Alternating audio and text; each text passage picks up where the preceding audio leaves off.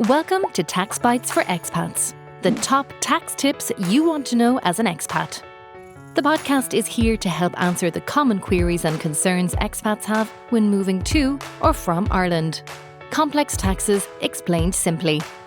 We'll focus on the Irish and international tax issues to be aware of to ensure you save time, money, and stress. Avoid the hassle of dealing with your bank and transfer online, by app or over the phone or Currencies Direct today. Keep listening for an exclusive offer for Taxbytes for Expats listeners, and thanks to Currencies Direct for their support of this podcast.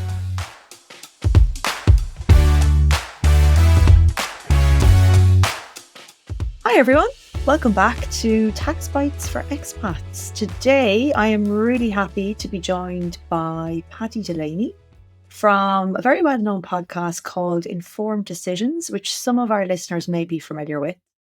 Paddy has lots of experience, 20 years to be exact, in Ireland's financial service industry.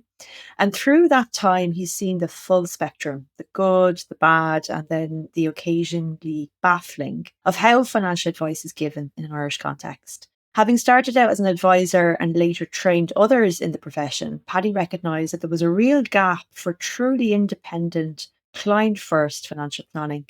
So in 2017, he founded Informed Decisions to do just that, helping people create financial plans that genuinely reflect their goals, their priorities, and the life they want to build. His focus is on practical, transparent advice that empowers clients to make confident decisions about their money and their future. Paddy, it's great to have you on. Thank you very much for joining us. No, thank you, Steph. I was just looking there. It's a year or so since you and I chatted on the Informed Decisions podcast, where you gave some great insight. So I feel the pressure.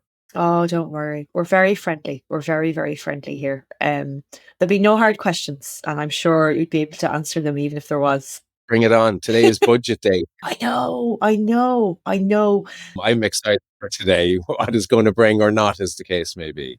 I know. So we'll all have the minister's speech streaming later, and this will drop when we all know what the budget holds. All will have been revealed by the time this drops.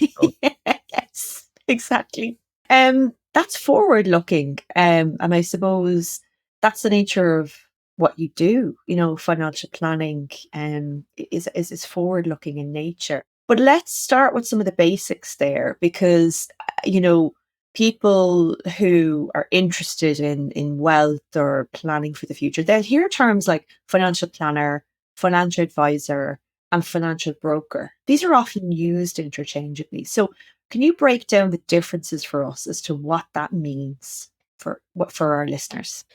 Yeah, and it's if I achieve nothing else in our conversation today, Steph, I'd love to get across the different approaches to giving financial advice. So if and when somebody is looking for financial advice, they know what they're likely going to get, and what the incentives or the objectives are for the other party. Because ultimately, with any service or product, there's a provider and a receiver ultimately. And my objective since starting the podcast 10 years ago was to educate people so that they're on an equal footing. They're educated. They know what they're getting into when it comes to financial advice. And very, very briefly, you mentioned that I was a trainer to financial advisors years ago. And I remember one particular conversation that I had, and it really was a key moment for me in terms of establishing an independent financial planning firm. I was sitting with a financial advisor, and he was given an example of a client that he had recently looked after, whereby he recommended to the client that they transfer their pension from provider A to provider B. Mm-hmm. The advisor's sole reason for doing so, and they admitted this, was to generate the 5% upfront commission that they were going to receive as a result of the client taking that recommendation, right? And that was the sole reason for the advisor recommending it, though couched it in possibly performance advantages or other possible advantages to the client when recommending it. That's the sort of stuff that still goes on to this day, a decade later. It still goes on within certain advice and certain firms. So for me, it really reminds us and reinforces the need for people to have their eyes wide open and to be educated around why somebody might be recommending something and where they're coming from with that regard. Okay. So that's, I guess, a little bit of background. I absolutely love the financial advice profession, and there are thousands of really decent, really professional, well-educated and solid intent financial advisors out there. Like, that's the reality. But there are a cohort where their intent is less clear. And that's the piece that we unfortunately just need to be aware of. So when it comes to financial advice, to get around to your question finally, Steph, apologies. No, it's great background. The reality is that there are a few different ways that people can ultimately get advice. If you think about it, if you're looking for financial advice, where can you go? Well, an obvious one, and for many, many years, an obvious one has been to go to your local bank. All right. So both my parents worked in banks over the decades. My brother was in the bank. It was a big part of our growing up, the bank. And many years ago, the bank was a respected institution, right? Yeah. You know, a bank manager was like the local priest in a lot of ways in terms of the respect and the pulpit that people had them on, because they had a lot of power ultimately and control their decisions. But the bank is still a source of financial advice if people want it. Okay. It's a convenient place. It's an accessible place, and you can get financial advice for free there.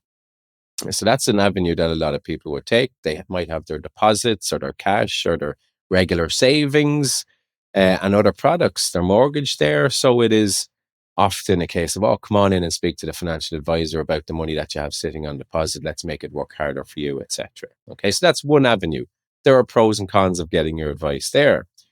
Another avenue that people might look at is to speak to a financial broker. So these would typically have high street presences or online presences now, of course. So this is ultimately a financial advice firm that could sell you products from different insurance companies, right? They might have 4 or 5 or 6 agencies enabling them to sell you products from multiple sources. That's another avenue. Again, pros and cons to that. Another route then, and a growing avenue here, to be fair, is to go to a financial planning firm. Mm-hmm. A planning firm will be more planning-led. It will be less about the product, but still there's a reasonable amount of product aspect to it. And again, they would typically be able to and enable to sell you products from 5 or 6 insurance companies and possibly some independent platforms. And then there's, I guess, ultimately regulated, and these are all regulated avenues to get advice. Then there is the avenue of independent financial advice firms where they're not selling you an insurance product. They're focused on the advice and the plan, and they may be able to implement certain structures on regulated platforms that are not shrouded in commissions. There's a kind of a fairly broad explanation of the different avenues through which people can get advice. As I said, there's pros and cons to each of those, Steph, that we have a look at, but ultimately, they're the avenues. And now a quick word on our episode sponsor, Currencies Direct. If you're looking for a fast, easy way to transfer money to or from Ireland without the hassle and cost of dealing with your bank, keep it simple with Currencies Direct. Whether you're buying property or require regular currency transfers, Currencies Direct can help you save money. As a special offer for our listeners, when you use the link in the show notes and quote Expat taxes when registering with Currencies Direct, you'll receive a €50 one-for-all or Amazon voucher when you transfer €5,000 or more in your first 6 months with Currencies Direct. Registration is quick and easy, and you decide how you transfer 24/7 via their online money transfer service, over the phone with one of their friendly experts, or by using their handy mobile app. Check the show notes or head to currenciesdirect.com to register, and thanks to Currencies Direct for the support of this podcast. What is the difference then between a financial broker and a financial advisor? Because I know I get the financial planning piece. What kind of sits with me when you say that, and you have to correct me if I'm not saying it back to you correctly. So a financial planner is somebody who sits with you and they make a long-term plan. So perhaps like, where do you want to be in 15, 20, 25 years? A financial advisor perhaps answers an immediate question. I'd like to invest some cash. Where should I put it? But I don't really understand where the brokers sit in the middle of those two in terms of they sell you a product, they offer you financial advice, they do Yeah. financial plans. Yes. And even to explain it is very, very difficult, right? So financial planner, financial advisor, financial broker, they're not mutually exclusive, right? Right. So Okay. a financial planner, a chartered financial planner, is an education qualification. They can be a financial broker selling you a policy for 5% upfront commission, for argument's sake, right? So it's difficult for people to, and understandably, it's very difficult for people to know, well, what am I actually getting here? Mm, So to go back to the example, if you go into a bank, you will get a financial review, financial advice for free.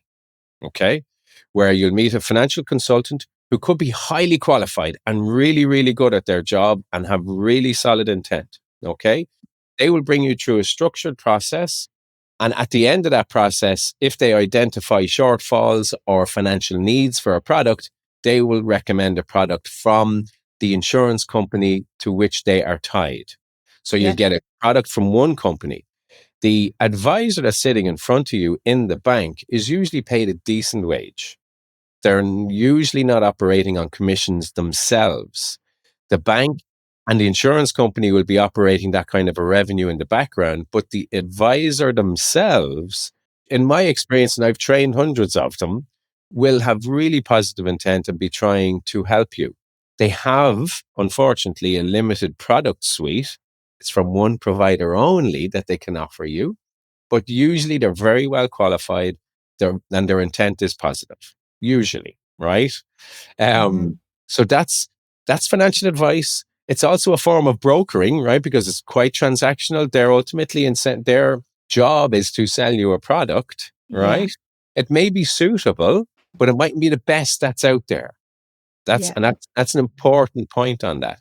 It's suitable, okay, because otherwise they wouldn't be allowed to recommend it, but it mightn't be the best that is out there. As I said, it's from one provider only because they're tied agents ultimately. So, and I kind of think we're getting to the heart of the issue to some extent. But Mm, if you were to answer this question, when does someone need a financial planner versus an advisor or a broker? that's a great question. I I honestly, uh, I honestly believe that an awful lot of people don't need financial advice. That might sound ridiculous coming from financial planner. I didn't expect you to say that. Honestly, like, if you boil it down, like okay, to start over here, where we work is we help people. Most 80% of the clients that come to us looking for help are approaching retirement. They've got X pots going on, X sources of income, current and future. They've X priorities and needs and things that they want to do, income that they'll need to generate, tax that they need to be thinking about, income tax planning, all that sort of stuff that they need to figure out. So that's where they engage a financial planner to help them put the pieces of that jigsaw together, as a client recently said to me, to clear the fog, as another recently said to me. It's to help, okay, this is what you need to do to achieve your objective of retiring next year, generating X amount of income from between now and when your DB kicks in or state pensions kicks in and we turn on other pension pots. Here's how and when we access these various assets that you've accumulated. This is what we do with your stock holding. This is what we do with your existing investments and portfolios and gifting to the kids or whatever other priorities they have going on for them. This is how we generate sustainable future income so you don't need to worry about it. There's a lot going on in that kind of a scenario, right? And absolutely in that scenario, a financial planner who will do a financial plan, a paid financial plan, in my view, is the right solution to that need. Okay. Hmm. If somebody is in their 20s or 30s and is in a PAYE role where they're a member of an occupational pension scheme or auto enrollment coming down the tracks in early 2026, apparently, Supposedly. supposedly. Um, they, in that kind of a scenario, really, I believe it's quite simple. It is save as much as you possibly can, right? Yes, contribute to your pension. Make sure that you're optimizing and maximizing your employer contribution and your employee contribution and AVCs, call it what you will, and save as much as you can each month, right? Like, really, in that scenario, you might need a whole pile of financial advice. And that's where I'm coming from, right? You just need to be saving.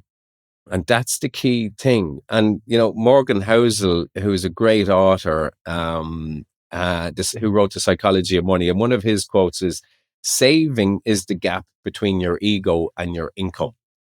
So when you're in your 20s and 30s, an awful lot of us are inclined to be influenced by what others might think about us and maybe to buy the expensive car and all that sort of stuff. The people that I work with now who are in their 50s and 60s were diligent savers. Not that they earn massive money, but they were diligent savers from an early age. So just do the basics. Save as much as you can each month. Make sure it's into a suitable vehicle that you can access when you need to access it. Maximize your pension, and just, that's all you need to do. Like, that's really all you need to do for a decade or two for most people. So that's where I'm coming from. When maybe you don't need financial advice at this point. I think as well, some of the simplest things are sometimes the most effective. And, I find clients will often say to me, particularly in the context of coming to Ireland, so what do people do from an investment perspective in Ireland? And they're often shocked, particularly if they've come from the US or the UK, where there's, a plethora of different type of products, particularly in the US and in the UK. There's obviously things like ISAs and perhaps VCTs and things like that. And it's not that we don't have comparables in Ireland. We do, but, historically, and you'll correct me, we don't have a massive cohort of the population who are active investors outside of pensions. And even there would be a gap in terms of coverage. I generally say to clients exactly what you said. Until you're maxing out your pension, try not to lie awake at night worrying about the opportunities that you're missing, because that is one that is there in front of us. And I often think of a pension as just a tax advantaged investment product. That's all it is, designed to provide for your retirement. So would you agree with that? That, like, the low hanging fruit is obvious. It's looking us in the face. Go to your pension first. When somebody comes to you with a pension, if they are optimizing it, what do you do when you look at it in terms of what it's doing for them over the long term? Because it's great to contribute to it. What does it need to do in that period where the contributions are being made? Ultimately, they need to be getting the returns that they deserve. Like, that's a big thing for people that come to us looking for a second opinion or to run the rule on on their current strategy. Most often what we see is an underperformance of the funds that they're investing in via the scheme that they're in. And that's really, really unfortunate. It is a constant source of frustration for me how an awful lot of the insurance company products and strategies and lifestyling that I've written and spoken about multiple times and been quoted in the papers, slating lifestyle strategies where people are de-risked as they get towards and closer to their normal retirement age of the scheme. Underperformance is massive. I did a quick piece of analysis this morning. A middle of the road insurance company product, one of the most popular funds in the country. I won't name it, but in the last 10 years, it has delivered 70% total return. So a little bit over 5.5% per year in the last 10 years, right? Annualized compounded return. A comparable passive, non-insurance based Vanguard portfolio of similar composition has delivered 135% in those same 10 years. So Wow. 70% versus 135%, almost 9% annual return. This is the kind of thing that will cost hundreds of thousands of your final pension pot value when you go to draw down. Like, that's the reality. If you're saving and accumulating in a serious way for a sustained period, that's the sort of numbers you're talking about as a difference. So it's, again, if that's what you want, middle of the road, fine. But to know what you're getting and what else is out there, that's the key thing. And that's the difficult piece. There is nowhere that I have come across for somebody that's not in this world to compare what their existing strategy or fund is doing versus what else is available to them in the marketplace. Thanks for listening to Taxbytes for Expats. Please do leave a rating or review wherever you listen to your podcast. And as always, remember to take professional tax advice specific to your personal circumstances before acting or refraining from action in connection with the matters dealt with in this series. The material in this podcast is intended to give general guidance only.